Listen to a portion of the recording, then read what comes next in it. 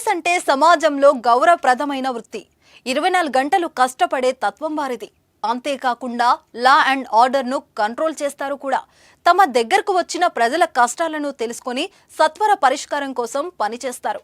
ఇంతటి గొప్ప ఉద్యోగంలో ప్రజలకు సమాజంలో మూఢనమ్మకాలపై అవగాహన కల్పించాల్సింది పోయి పోలీసులే మూఢనమ్మకాలను ప్రోత్సహించిన ఘటన నల్గొండ జిల్లా నార్కట్పల్లి మండలంలో చోటు చేసుకుంది. అసలేమైంది, పోలీసులు ఏం చేశారో ఇప్పుడు తెలుసుకుందాం. అన్ని రకాల చర్మ సమస్యలకు శాశ్వత పరిష్కారం ఈ శ్రీత 9281458181.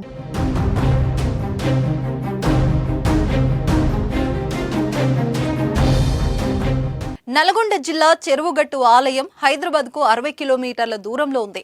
ఈ ఆలయం చాలా ప్రసిద్ధి చెందింది. శక్తివంతమైన శివాలయం. ప్రజలు ముఖ్యంగా ప్రతి నెల అమావాస్య రోజున రాత్రి ఈ ఆలయాన్ని సందర్శిస్తారు. ఆ రోజున గుట్టలో బస చేస్తారు.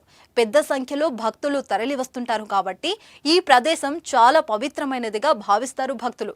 గుండం సేవలో స్నానం చేస్తే పాపాలు మాయమవుతాయని ప్రజలు నమ్ముతారు. వివాహం కాని వారు, సంతానం కోసం ప్రయత్నించేవారు శివుడిని నమ్ముతారు. అందువల్ల చుట్టుపక్కల గ్రామాల వారు కూడా పెద్ద ఎత్తున చెరువుగట్టును సందర్శించి మొక్కులు చెల్లించుకుంటారు. చెరువుగట్టు ఆలయం దిగువన పార్వతమ్మ ఆలయంలో కూడా ఉంది.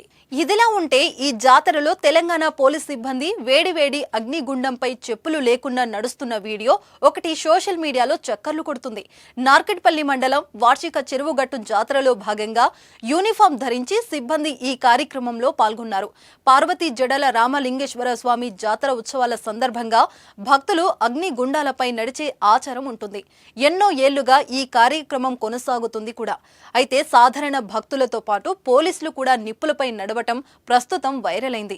ఈ ఘటనకు తమ శాఖకు ఎలాంటి సంబంధం లేదని తెలంగాణ పోలీస్ శాఖ స్పష్టం చేశారు.